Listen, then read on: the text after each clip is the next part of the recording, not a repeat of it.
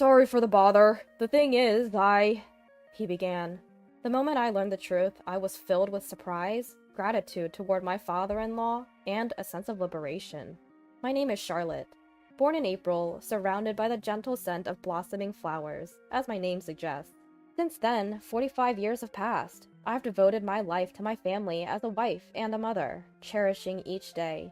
But problems arose outside of my family life. I used to spend joyful times with my family alone. I met my husband Joseph at a club in college. We hit it off, started dating, and eventually got married. We have a son, but he's working in the city as a professional, so he only returns home once every 6 months. Ever since it became just the two of us, Joseph and I looked forward to revisiting places we went when we first dated. How about going to Six Flags tomorrow on our day off? Now here's the question. What did Charlotte do 23 years ago at that amusement park? Did I do something? Caught off guard by Joseph's sudden question, my mind raced to remember. Something from that long ago? Oh, I remember. After riding the teacups, I got dizzy and fell into a nearby pond. That's correct. I was so embarrassed I wanted to pretend I didn't know you. How mean! Why did you let go of my hand then? Laughing about my embarrassing moments like this has become a treasured pastime. Even when it's just the two of us at home, the atmosphere never darkens. We lived a happy life. Due to Joseph's shift work, there were days we hardly saw each other. But since I adjusted my work to match his schedule, I rarely felt lonely. However, then a major event that would drastically affect our lives happened. Our father-in-law was diagnosed with terminal pancreatic cancer. Surgery was difficult, and the 5-year survival rate was less than 2%. A dire illness. Both Joseph and I were filled with such hatred, our hands clenched into fists. When a loved one suddenly falls ill, you wonder what you can do. What's the best course of action? And your mind goes blank. Joseph has a sister living in the neighboring town, but she doesn't know about this yet. Deciding to inform her soon, Joseph picked up his smartphone and made a call. After 7 rings, a loud, shrill voice echoed through the receiver. Why are you calling now of all times? I'm busy preparing dinner.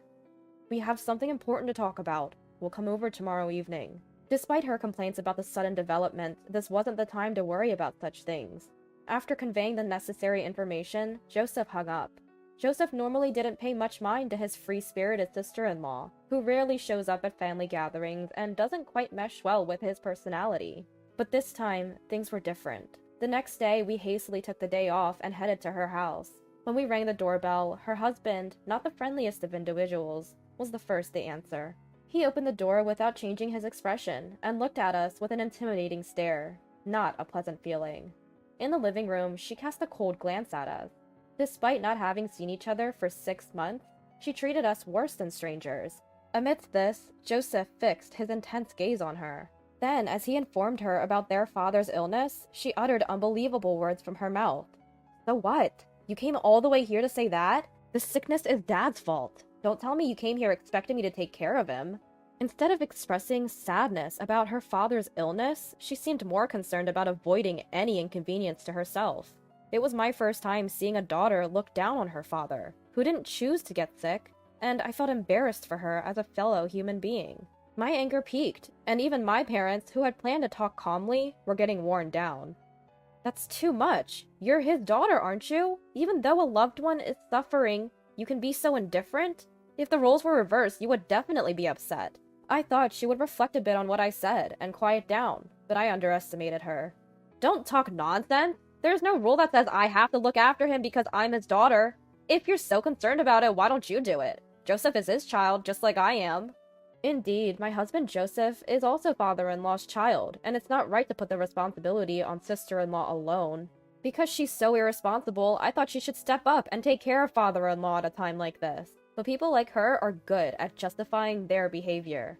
What she said wasn't wrong, and I figured it was futile to argue any further, so I dropped it. Although we were reluctant to leave father-in-law to sister-in-law, who clearly didn't want to deal with this, we, as a working couple, didn't have the time, unlike sister-in-law, who was a housewife. If Joseph had to quit his job, it would be better for our finances if I quit mine, but I found fulfillment in my current job. As I was considering my options, sister-in-law revealed her trump card with a triumphant look on her face. By the way, Charlotte, you have a nursing certification, don't you? You know more than an amateur like me. I think you should be the one to take care of him. It's reassuring for the patient to have a professional take care of them, isn't it? I had worked as a CNA in a nursing home 15 years ago, having earned a nursing certification so that I could take care of my parents if something happened, since I'm an only child. Knowing it would be futile to pursue sister-in-law any further, we decided to go home and think things over. I'm sorry you have such an unfeeling and troublesome sister-in-law. She's not the type to reflect on herself, even if I said something, so I couldn't say anything. No, it's okay. I knew that no matter what you said, it wouldn't change anything. It's not your fault, Joseph. What should we do? I can tell you love your job, and I would feel bad taking that away from you just because my dad got sick. But even in a situation like this, it made me happy to see Joseph thinking so much about me. But unlike sister-in-law, I'm not heartless. I wanted to cherish every minute of father-in-law's life.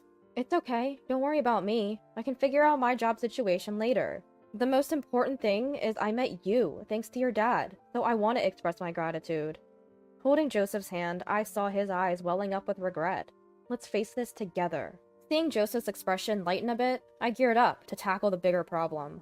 The biggest issue here is money, isn't it? While chatting with Joseph, it turned out that my father-in-law had only signed up for the cheapest insurance available.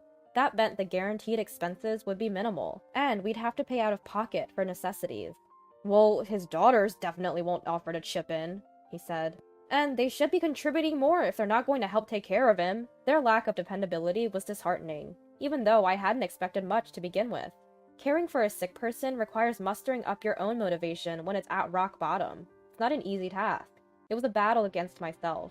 The next day, I decided to step away from my work in the bar kitchen, where I'd enjoyed the camaraderie and hard work alongside the younger staff. When I explained the situation, everyone was understanding, though their disappointment at my leaving was palpable. "Please come back when you can," they said. Those words gave me strength and became my motivation for what lay ahead. With that, I headed straight to the hospital where father-in-law was waiting. Arriving at the hospital, I saw father-in-law from behind, quietly facing away from the entrance. I couldn't tell if he was staring out the window or sleeping, but his loneliness and sadness were palpable, and I couldn't find the words to speak just yet. After about 30 seconds, I took a deep breath and walked closer to father-in-law. As I tried to figure out what to say and how to say it, father-in-law spoke first. "Charlotte, thank you for coming.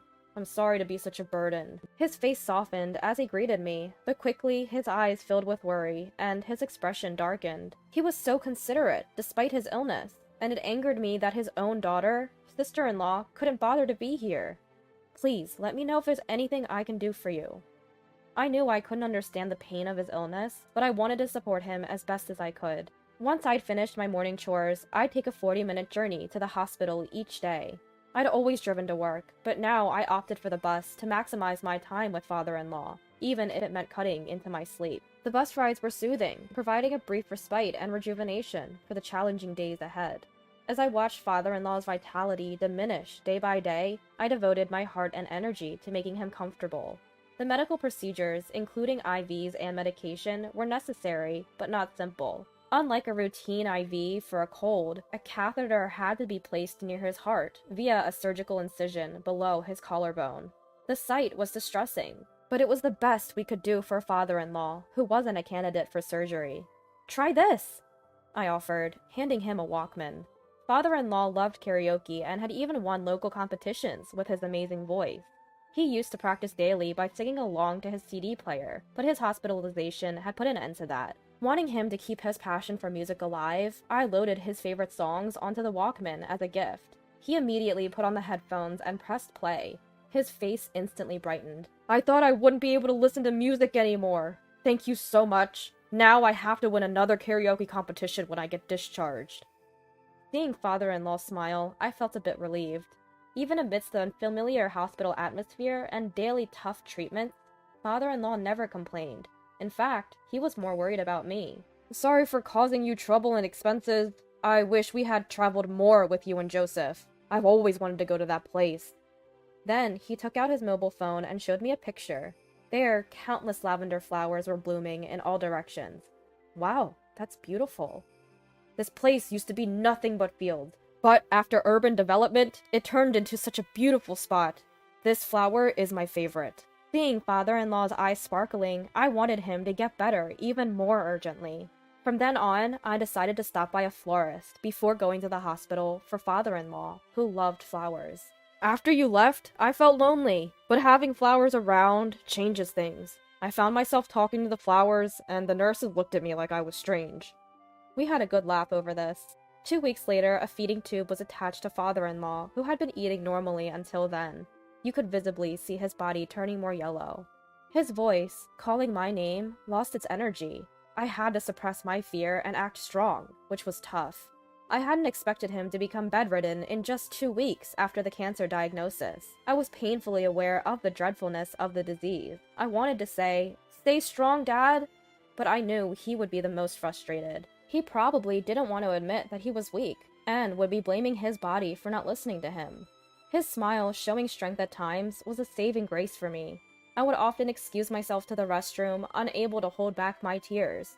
I'd wash my face with cold water to cool my flushed face, and then return to his room. Joseph also spent some quality father-son time with him, during his breaks or on his days off.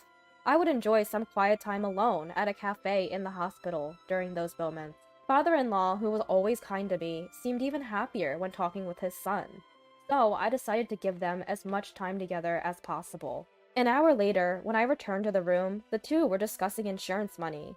"I want my modest insurance money to go to Charlotte, who's taking great care of me," father-in-law said, turning towards me. He had changed the beneficiary to ensure that I would get the money in case something happened to him. That's when the hospital room door flung open with a bang, and sister-in-law stormed in, hurling abuse. "I heard your conversation. Why did you change the beneficiary to her? It used to be me. Change it back immediately, or I'll spread the word that you're the worst father ever." Both Joseph and I couldn't believe the childish words she was saying. However, to our surprise, father-in-law defended sister-in-law. "All right, I got it. If you feel so strongly about it, I'll change the beneficiary back to you. But in return, promise me you'll stop saying hurtful things to Charlotte. She's the wife of my beloved son, Joseph. I won't tolerate her getting hurt, no matter what happens." Perhaps sister-in-law really loved money, to the point of obsessing over it. It wouldn't be an exaggeration to say that's all she thought about. Once the father-in-law said that, the sister-in-law nodded quietly and left the hospital room. I wanted to follow her out of disbelief, but was stopped by my husband and the father-in-law. So I reluctantly sat down on a chair in the room. However, I couldn't help but notice something off about their behaviors, leaving me with a big question mark floating in my mind. "Hey, why are you guys laughing?" In response to my question, my father-in-law began to explain the truth between chuckles. "That silly girl really believed all my assets were tied up in insurance and went home. Your plan worked well, Dad." Then my father-in-law took out 3 bank cards from a locked drawer and handed them to me. He told me they held a fortune beyond my wildest imagination, which left me speechless with surprise. I knew the father-in-law was wealthy, but a new question popped up in my mind. Why was he only enrolled in a single minimal insurance plan? However, it was a decent plan that would give him $10 million in the event of his death. "All my assets are on these cards. I know I don't have much time left, so I want you two to use it. I'm sorry for all the expenses I put you through, with my hospital bills, flowers, and clothes." No. The money we spent isn't a big deal at all. We can't accept such a huge sum. It would feel like a punishment. Just take it as a token of gratitude for taking care of me. And remember, keep this a secret from her." It seemed that, just like us, the father-in-law didn't think highly of the sister-in-law due to her selfish behavior and lack of family consideration. That's why we had decided to leave her only the bare minimum if anything happened to him. "Won't you accept my offer?" Faced with their earnest gazes, I found it hard to refuse. I felt guilty, but agreed, nonetheless. 2 weeks later, in accordance with the father-in-law's wish to spend his remaining time in a more home-like environment, receiving palliative care, we moved him to a hospice. We contacted the sister-in-law just in case, but her only response was a curt, "Good for you." It was truly an eye-rolling moment. Despite the sister-in-law's absence, the warm conversation between the 3 of us continued. "I'm sorry for causing you trouble with my secret, but there's one more thing. Did you know my father was Martino Aaron?" "What? You mean the famous singer? I've seen him on the hit nostalgia song show." "Are you serious? That's news to me." This was big news. Even Joseph didn't know. Apparently, it was not public knowledge that the father-in-law was Martino Aaron's son. He was a secret child, and because Martino Aaron was a public figure, it was kept under wraps. However, Martino Aaron apparently doted on the father-in-law behind the scenes and shared his wealth with him before he passed away. "When I'm gone, go here." Saying that, the father-in-law handed us a piece of paper. It only had an address written on it, and we had no idea what it was about. He kept evading our questions for more details. A month later, after living his final days at the hospice, the father-in-law peacefully passed away. "Father-in-law," I sobbed, calling for him one more time, but there was no answer. Gratitude welled up in me for how he had always treated me like his own daughter, and tears streamed down my face like a waterfall. As we stood by father-in-law's side, leaning on Joseph for support, we watched the doctor and nurses do their work. At the funeral, sister-in-law arrived and began crying loudly, a stark contrast to the attitude she had shown us previously. She was talking to the attendees as though she cared deeply for her father. I wanted to tell everyone that all sister-in-law wanted was money, but doing so wouldn't make father-in-law happy. So I decided to think of sister-in-law as a stranger, which somewhat eased my mind. Of course, after the funeral, sister-in-law didn't interfere with us, and we didn't bother with her either. A week after father-in-law's passing, Joseph and I headed to the location written on the piece of paper father-in-law had given us. The sight that met us was astonishing. "What is this?" Both Joseph's and my voices overlapped. Before us stood an enormous, opulent mansion like nothing we'd ever seen before. Unsure of how to proceed, we decided to walk around the vast gardens first. A woman emerged from the house, and I was so surprised I fell backwards. I'm sorry, I didn't think anyone was here." The woman in front of us wore a kind smile as she invited us into the house. The interior was so extravagant, with marble, diamonds, and ornate decorations. It felt like we had stepped into a dream. The woman guided us to a room with plush chairs where we sat down.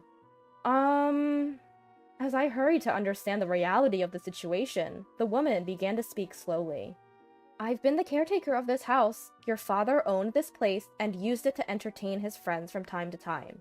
Every time someone would visit, I would come to assist. However, there's no longer a need for me to come here. Your father's final wish was to hand over the ownership of this house to you, Joseph and Charlotte." After saying this, she handed us a set of keys, a map of the house, and a notebook detailing the location of various valuables. She added, "I'm glad to have met the people your father treasured the most. I wish you happiness." After these words, she left. 2 hours of investigating later, we found a letter from father-in-law in a desk drawer in the study. The letter stated that we could live in or sell the house as we wished. There was no way for us to express our gratitude to father-in-law, who left us not only a fortune, but also this grand mansion, as he was no longer with us. All we could do was continue living in this world, for father-in-law's sake. The following month, we decided to go to a hotel father-in-law had wanted to visit for 15 years. On our way, we played father-in-law's favorite music and spoke to a photo of him. "Father-in-law, we're finally going on a trip together. Let's have a blast today," I said. Suddenly, a leaf fell and stuck to our car window, shaking lightly. It felt like father-in-law had answered us, which made me happy. 3 hours later, we arrived at the historic hotel father-in-law had spoken of, nestled in a quiet spot surrounded by peaceful nature. Photos of several past presidents adorned the walls of the hotel, signifying its recognition and importance. After we were shown to our spacious room, we sat down on the sofa, savoring the welcome drinks and fresh fruits. "It's been a while since we've been able to enjoy a leisurely trip like this." "Yeah, well, Dad's with us today." It had been a long time since Joseph and I had shared a look, and I couldn't help but feel a bit embarrassed. After enjoying the spa and exploring the hotel, it was finally time for the meal we were looking forward to. Since we had ordered meals for 3, the room service staff who brought it to our room was quite surprised. When we explained the situation, they nodded in understanding, with a kind smile. After talking about my father-in-law for a while, they even offered us a bottle of wine on the house. This is delicious! Just what Dad would say," I mused. Being an infrequent drinker, I got tipsy that day, until my memory blurred. However, my husband Joseph, who was good with alcohol, remembered my actions and told me about them the next morning. "Last night, you kept stroking Dad's picture and saying, 'I love you.' I can count on one hand the number of times you've said that to me. I was a bit envious of Dad," he said, laughing. We shared this humorous anecdote as we drove along a different route than the day before. Oh, here! There, lavender was blooming as far as the eye could see. There was no mistake. This was the place my father-in-law had shown us in the photo. Embraced by the gentleness of the lavender color, I felt invigorated, not just entrapped in sadness, but eager to face forward. Dad told me once that Mom used to gaze at the lavender a lot before she passed away. Realizing that my father-in-law had brought us here out of love for his wife touched my heart deeply. Since then, we've started bringing lavender to the grave. The lavender has become a precious flower for our family, warming our hearts and bodies. Once we returned to our normal lives, we started spending our weekends in the luxurious house my father-in-law left us. Thanks to this, every week felt like a vacation. My love for Joseph deepened, and my gratitude to my father-in-law overflowed. I can't count how many times I wet my clothes with tears of joy. Fast forward a month later. It was a weekday around 7 p.m. After Joseph came home and took a bath, I was preparing dinner when the doorbell rang. When I checked the monitor, I saw my sister-in-law. She rarely comes to our house. I wanted to pretend we weren't home, but with Joseph's car in the driveway and the lights on, that wasn't possible. As I was hesitating, the impatient sister-in-law began to pound on the door. Worried about the neighbor's eyes, I turned off the stove and hurried to the door. As soon as I opened the door, my sister-in-law started yelling before the door fully closed. "Where the hell are you two on the weekends?" It seems she came to our house over the weekend, but Joseph and I were not there. I couldn't tell her why, so I remained silent, while she glared at me threateningly. All right, come this way." I didn't want her lingering at the front door, so I led her to the living room, intending to let Joseph handle her. Just then, Joseph, fresh from his bath, came to the entrance, and I sighed in relief. "Sis, what brings you here around dinner time?"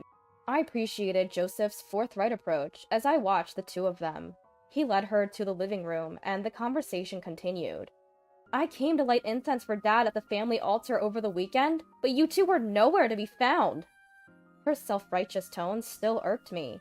Then, out of the blue, Joseph dropped a bombshell. "I actually spend my weekends dating Charlotte, trying to pass on all the love that Dad gave me. Sorry if this doesn't sit well with you. A sister who has to deal with her husband being lovey-dovey with another woman." My voice and sister-in-law's overlapped in shock. "What?" Sister-in-law was visibly shaken by this unexpected revelation. "There's no way! What are you talking about? There's no way he could be interested in any other woman but me!" Immediately after, Joseph took out his mobile phone from his pocket and showed a picture to sister-in-law. Curiosity piqued. I peeked at the photo, and sure enough, it was sister-in-law's husband, arm in arm with another woman. Sister-in-law's fury and sadness reached a peak, and she seemed to stop caring about me and Joseph. As soon as she got the picture forwarded from Joseph, she stormed off. The next day, and the day after, when I asked Joseph, who didn't talk about sister-in-law, what happened to the couple, he said he didn't know, because he had blocked sister-in-law's contact. "I don't consider her a sibling anymore. All I want is to live a peaceful daily life with you." Fast forward a month. While out shopping with Joseph as usual, we bumped into a neighbor from where sister-in-law lives. Apparently, the sister-in-law couple was in the midst of divorce discussions, with the husband completely out of love with sister-in-law, and a reluctant sister-in-law still not wanting to split, despite the infidelity. As much as it sounds like a tough situation, I've decided to stop worrying about sister-in-law and just focus on living my own life.